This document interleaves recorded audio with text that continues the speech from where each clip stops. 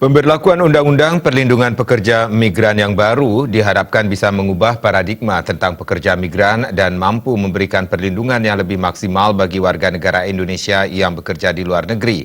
Undang-undang yang baru juga memberikan peran yang lebih besar bagi pemerintah daerah untuk terlibat baik sebelum, selama maupun setelah pekerja migran bekerja di luar negeri.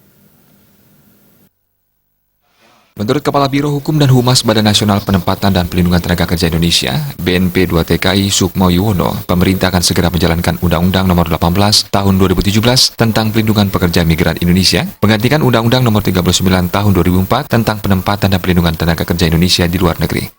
Yuwono berharap pemberlakuan Undang-Undang Pelindungan Pekerja Migran yang baru ini mengubah paradigma tentang pekerja migran dan mampu memberikan perlindungan yang lebih maksimal bagi warga negara Indonesia yang bekerja di luar negeri. Yuwono menambahkan, undang-undang yang baru nantinya akan memberikan peran yang lebih besar bagi pemerintah daerah. Proses perekrutan dan pelatihan pekerja migran Indonesia tidak lagi ditangani oleh swasta, namun diambil alih oleh pemerintah daerah. Pemerintah daerah dan jajarannya dari provinsi sampai desa harus tahu warganya kemana mereka bekerja. Kedua, harus menyiapkan, ikut terlibat menyiapkan dengan baik skill dan kompetensi yang diharapkan oleh calon pemberi kerja di luar negeri. Itu yang kita harapkan. Dalam konteks pelindungan hukum juga, apabila ada masalah hukum, pemerintah daerah juga harus ikut terlibat sehingga mereka tidak terkaget-kaget apabila ada warganya ada masalah hukum, kemudian kita sampaikan ke pemerintah daerah tersebut.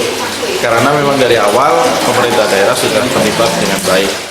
Sukmo Yuwono menambahkan pemerintah akan meningkatkan kemampuan para calon pekerja migran melalui kegiatan vokasi, pelatihan dan upgrading skill para pekerja migran, sehingga meningkatkan kompetensi mereka dalam dunia kerja.